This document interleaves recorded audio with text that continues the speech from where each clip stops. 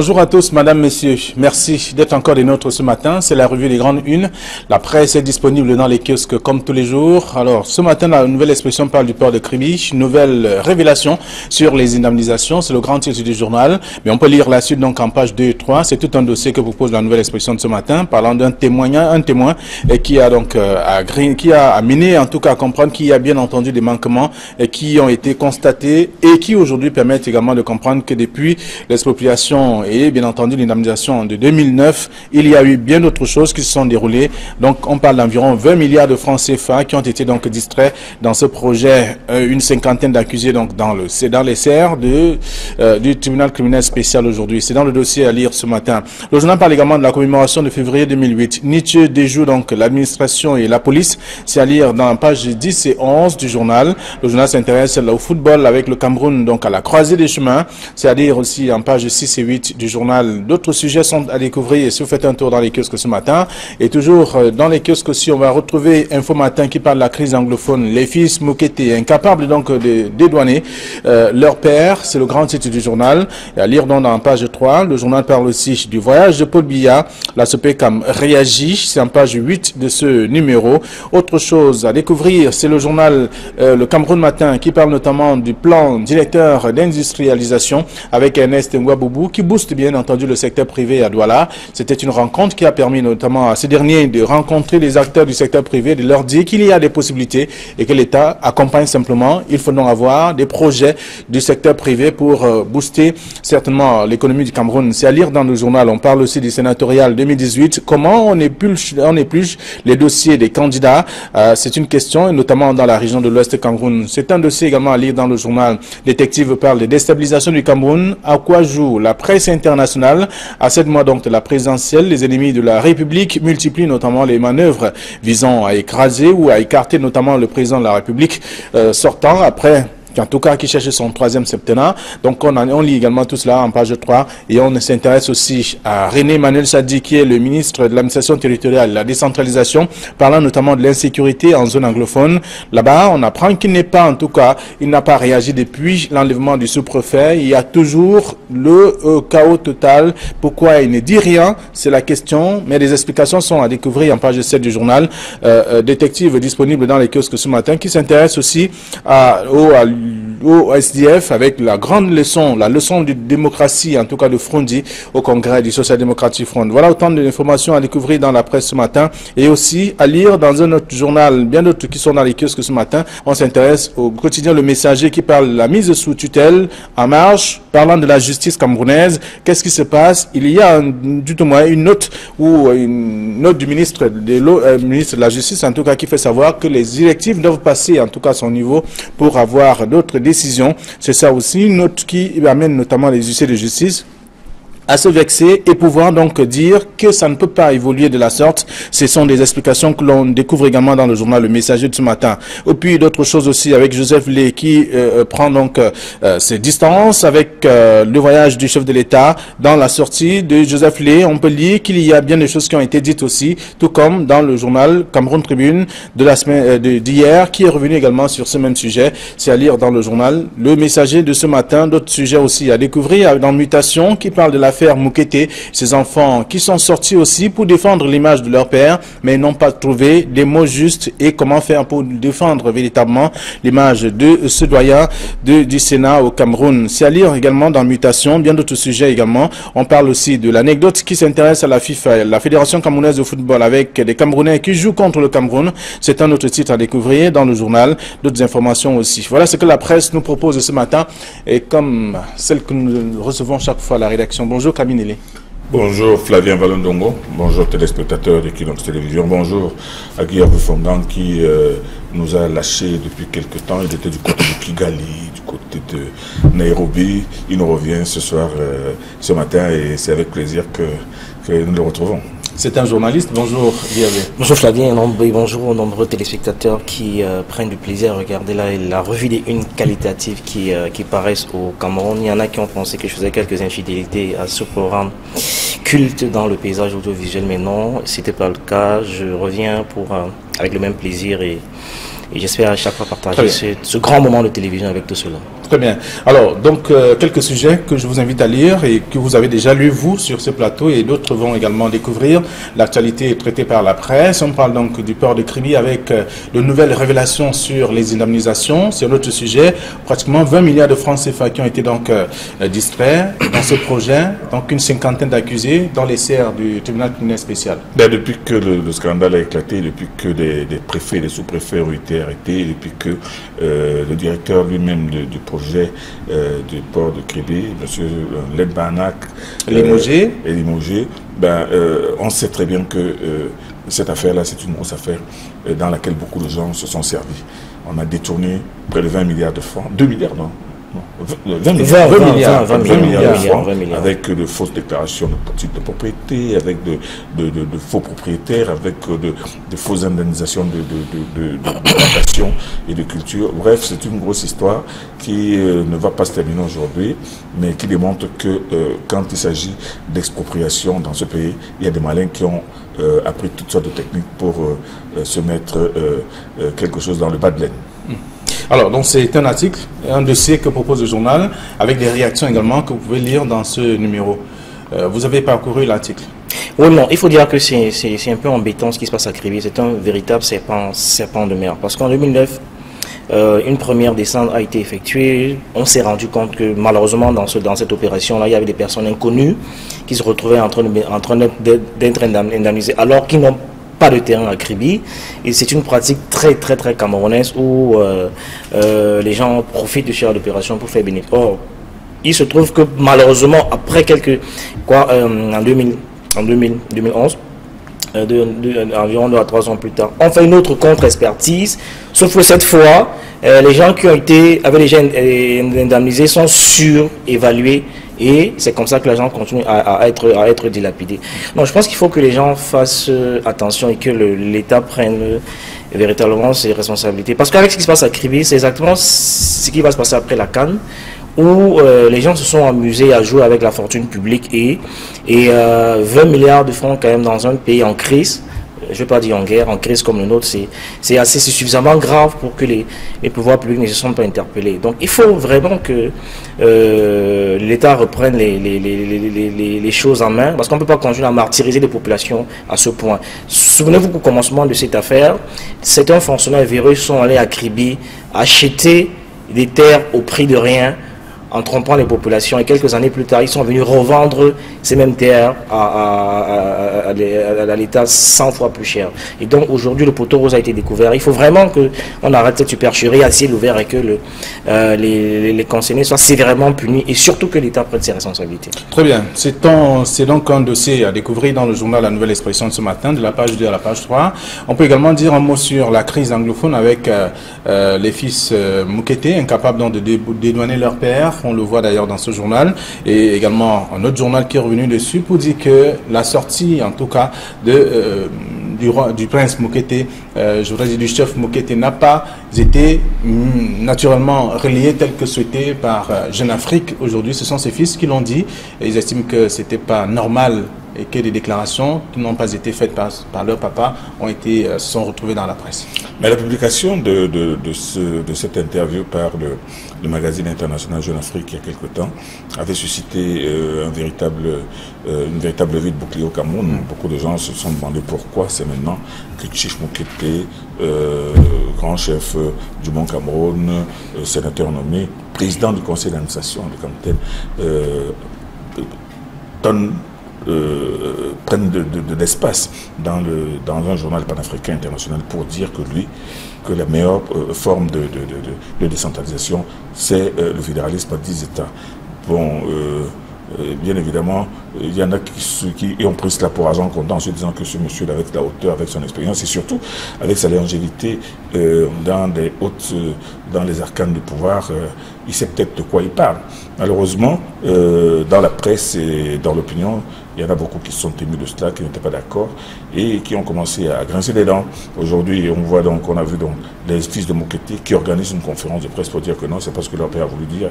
Les propos de leur père ont été travestis, c'est pas ce qu'il voulait exactement dire, puisqu'il a toujours milité pour l'unité du Cameroun et patati et patata. Bon, aujourd'hui, on se retrouve aujourd'hui entre la parole de Mokete donnée à Jeune Afrique et celle de ses fils qui viennent arguer du contraire aujourd'hui. Bon, qu'en est-il exactement?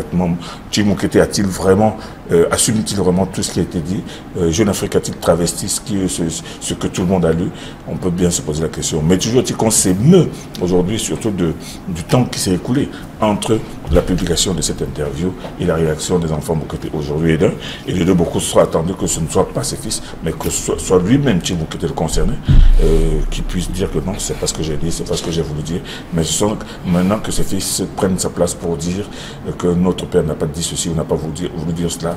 On se retrouve dans une campagne d'explication qui dit son nom.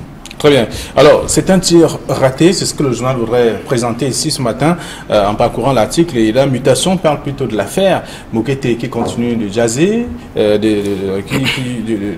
d'alimenter des commentaires avec sa position qui est celle du fédéralisme. Lui, il estime que c'est ça qu'il faut pour la forme de l'État et améliorer les conditions de la situation que l'on observe dans les régions anglophones. Alors, moi, j'ai été très peiné en lisant cette interview de Tim Mokete dans Jeune Afrique. Et j'étais très, très peiné. Honnêtement, je pense que quand on a un certain âge, comme le sien, on devrait avoir le courage d'assumer ses propos jusqu'au bout. Et quand j'ai lu cette interview, je me suis quand même posé pas mal de questions qui ne faisaient qu'amplifier mon incompréhension. Vous savez, quand on a un âge comme celui-ci, et qu'on sait que son avenir est derrière soi, ce qu'on fait en général, et qu'on a beaucoup d'enfants, comme lui notamment, on ne prend pas des positions qui vont consister à radicaliser et à diviser les enfants les uns contre les autres après son départ. Parce que tel qu'il s'est prononcé dans Jeune Afrique, ça ressemble un peu à ça. Vous avez un parent qui sait que son avenir est derrière lui, il sera peut-être plus là demain, il tient un discours qui va diviser les enfants après, au lieu de les unir après son départ. Et je dis que c'est pas, bon, je dis pas que c'est irresponsable, mais en même temps, je dis que c'est pas très honnête quand on a des gens comme ceux-là qu'on célèbre ailleurs dans d'autres pays parce qu'ils prônent l'union, la cohésion, l'harmonie et la paix. Et puis, ces enfants n'ont pas à venir défendre leur père. Je pense qu'il est assez suffisamment responsable et mature pourquoi pas faire une autre sortie pour démontrer que ce n'est pas exactement ce qu'il avait voulu dire à Jeune Afrique. Pourquoi Jeune Afrique? Pourquoi est-ce que Tim Mokete choisit de prendre la parole à Jeune Afrique? Il aurait pu dire non à Jeune Afrique, tu n'es pas obligé de le faire. Donc quelque part, je pense qu'on nous mène en bateau et que c'est une sorte de tempête dans un verre d'eau. Et si vous suivez le récit médiatique de Jeune Afrique depuis quelque temps, je prends qu'ils prennent du plaisir à peindre un tableau apocalyptique du Cameroun. C'est le type de sensation qui les arrange quand depuis quelque temps, vous et moi, nous savons que manifestement les rapports se sont brouillés entre Jeune Afrique et Toudi, il y a pas mal de factures impayées, donc à chaque occasion qu'ils ont maintenant de jeter de l'huile sur le feu, ils y vont à cœur joie et c'est un peu gênant parce que quand vous prenez le champ lexical, les éléments de langage de Jeune Afrique depuis quelques années, vous avez l'impression que je veux dire que c'est un tir groupé, c'est régulièrement de l'huile qu'on jette sur le feu. Est-ce que vous ne répondez c'est pas un à la tableau question apocalyptique et puis c'est gênant. Est-ce que vous ne répondez pas à la question de détective ce matin? À quoi joue la presse internationale? Bah oui, c'est exactement de ça qu'il s'agit. Détective, je veux dire qu'on fonce une porte ouverte. Ça fait un moment que nous savons que le gouvernement versait des sommes faramineuses à Jeune Afrique pour des publics infos. Depuis quelque temps, apparemment, le robinet a été fermé. Jeune Afrique, vous voyez, ces sorties sur le Cameroun sont les sorties incandescentes. Et moi, je peux comprendre cette posture éditoriale qui a consisté à bondir sur cette occasion. Il est possible que ce n'est pas exactement ce que le chief Mokete a voulu dire, mais qu'on a tiré les verres du nez et qu'on essaie de se faire plaisir en lui faisant dire ce qu'il n'a pas dit. Sauf que c'est à lui maintenant je veux dire qu'il y a des organes suffisamment crédibles au Cameroun pour que le père lui-même remonte au créneau et rétablisse la vérité. C'est assez grave pour quelqu'un de son âge, pour quelqu'un qui est censé appuyer ses enfants après son départ, il ne doit pas les diviser. Très bien. Est-ce que la presse internationale joue un jeu trouble au Cameroun? C'est la question que le détective pose.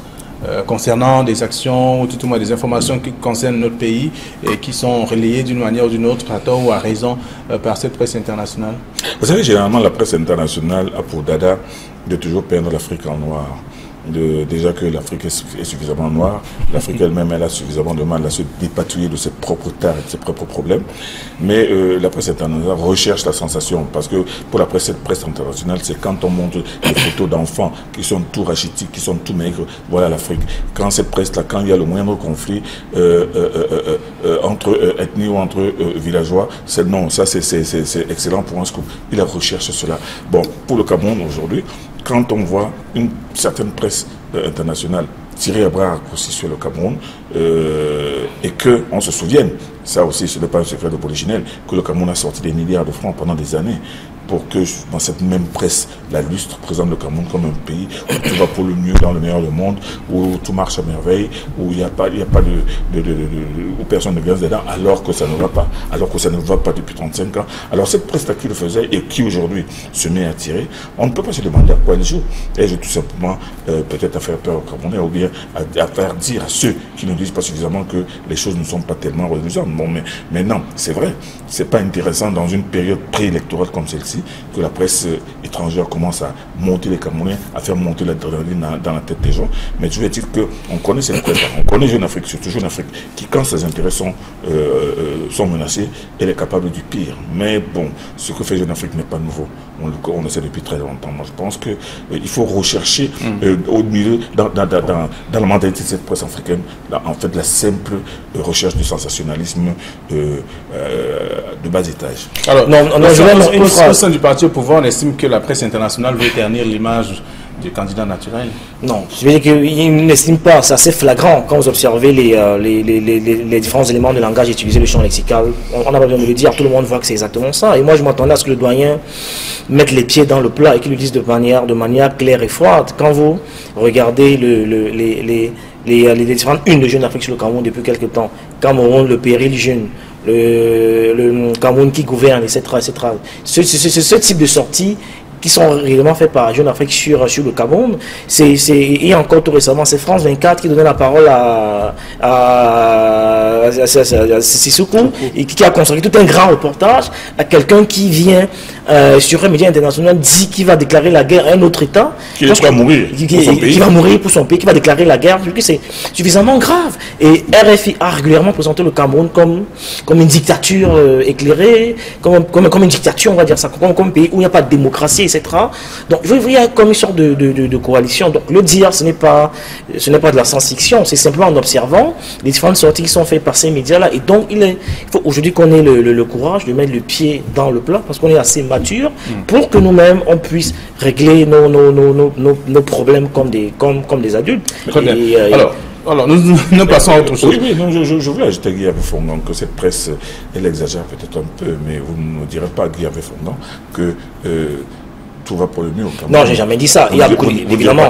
Il n'y a pas de sujet à critique. La terre n'est pas un paradis, de toute façon. Voilà. Dans tous les pays du monde, il y a des problèmes. Le Cameroun n'est pas un paradis. Comme les autres pays, d'ailleurs. Oui, tout à fait. Mais le Cameroun sera un peu plus proche du purgatoire que certains pays qui, ne sont pas loin du paradis. Mais ce que je veux dire, c'est que cette presse-là, quand elle grince des dents, quand elle a un teint aigre comme cela, il y a certainement des choses à lui reprocher. On ne peut ne pas reprocher, par exemple, la justice camerounaise d'être une justice à 1000 vitesses. On peut ne pas reprocher à certains traitements de dossiers, même sur le plan social, que c'est vraiment idyllique. Non, ce que je veux dire, c'est que cette presse-là, elle exagère aujourd'hui. Regardez par exemple Mediapart. Vous avez déjà lu ce que Mediapart écrit sur le Cameroun? Mais c'est extraordinaire. Hein. Quand vous qui vivez au Cameroun, si vous lisez Mediapart, vous vous demandez est-ce que c'est le même pays? Il est vrai qu'il y a des choses. Il y a des choses qui sont vraiment suffisamment graves, suffisamment scandaleuses, que nous-mêmes ne dénonçons pas assez. Mais cette presse-là, quand elle veut en parler, évidemment, elle exagère. Non, c'est vrai que le Cameroun n'est pas un enfer, n'est pas un paradis non plus. Comparé à Kigali, qui sort de guerre, qui a vécu un génocide spectaculaire, qui est aujourd'hui à des années-lumière du Cameroun.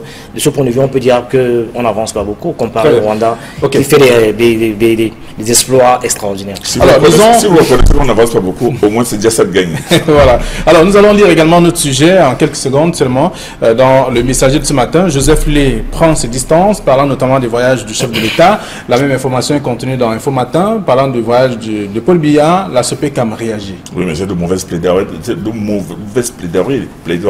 de mauvais réflexes. Quand un journal dit que les voyages du président de la République depuis 1982 ont coûté tant de milliards et qu'il a passé tel nombre de jours hors du pays, mais ce n'est pas un secret du polichinelle que le président de la République est régulièrement dehors. Et ce n'est pas un secret de polichinelle qu'il y a des moments où, quand il part, on ne sait même pas où il est. Mais seulement quand, par exemple, ce journal donne un chiffre net, bien arrondi sur le coût de ses déplacements, c'est un peu tiré par les cheveux. À moins que l'auteur de cet article n'ait fait le tour de tout les établissements hôteliers où le chef de l'État séjourné pour compter depuis qu'il a commencé à sortir ce que ça coûte. On voit très bien que c'est tout simplement extravagant. Mais quand on voit ce genre d'article dans le journal, on ne peut ne pas dire que le président de la République sort trop. On ne peut ne pas dire qu'il sort avec beaucoup de gens. On ne peut ne pas dire que ces sorties pèsent lourd sur le budget de l'État. Mais seulement qu'aujourd'hui, on estime que tout simplement parce que si on le sort aujourd'hui, c'est une image, c'est une stratégie pour ternir son image.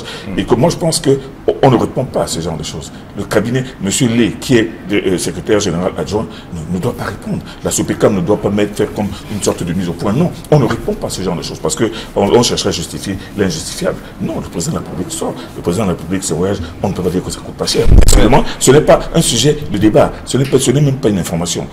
Non, moi j'ai lu de bout en bout la sortie de Joseph Lé. Je pense qu'il est clair et il remonte les bretelles à quelques apprentis sorciers. Aujourd'hui, non, c'est vrai, parce que eux disent dans les différentes sorties que les chiffres qu'ils annoncent sont puisés des sorties de Cameroun Tribune, ce qui n'est pas vrai. Et c'est ce que Joseph Lé essaie de recadrer. Il a raison en ce sens, parce que de tous les virages du chef de l'État, Cameroun Tribune ne s'est jamais essayé à chiffrer ces montants, c'est pas vrai. Et donc ceux qui prétendent avoir fait de l'investigation devraient avoir le courage de dire comment est-ce qu'ils ont investigué et comment ils ont obtenu ces chiffres. Je veux dire que c'est complètement tiré par les cheveux. Pourquoi est-ce qu'ils sont obligés de se casser par Cameroun Tribune? Ça veut simplement dire qu'ils n'ont fait aucune investigation et qu'ils font de la science-fiction, ils ne font pas du journalisme. C'est totalement archi-faux.